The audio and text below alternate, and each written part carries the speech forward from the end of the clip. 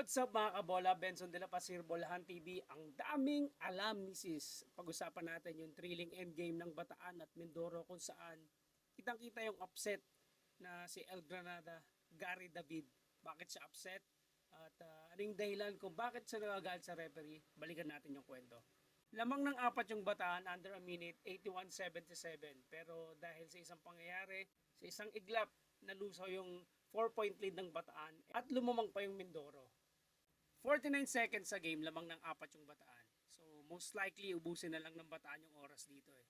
Pero unfortunately, naagaw ni Recto yung bola from behind kay Javier. Yeah. Tinawagan ng advantage foul si Javier dahil meron ng developing pass break dito, transition. So after review, tinawagan ng ANSPO. 2 free throws plus ball possession ang binigay sa Mindoro. So after 2 free throws, nakakonekta pa ng 3 points si Gamalinda and nakuha nila yung 1-point lead. Fast forward tayo, wala nangyari sa play ng Bataan. So they have to foul Recto again.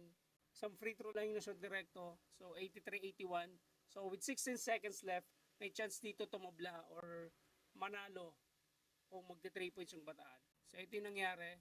Dahil may foul to give pa yung Mindoro dito, so nag-commit sila ng intentional foul. Pero kung titignan natin, yung nangyari dito, naiwan ni Kani yung depensa.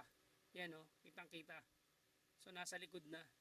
So ang ginawa ng depensa, hinatak na lang niya si Kani. Ito yung naging dahilan ng galit ni Gary David sa after nung game.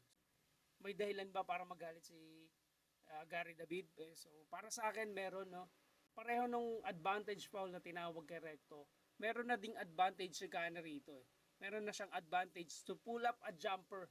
Lalo na kung makikita natin dito, wala nang bantay eh. Sobrang libre na yan. Pwede na siyang tumira dyan. Kaya lang, yun nga, kinuha yung advantage na yon sa kanya by pulling him under the rules. Hindi mo pwedeng gawin yon.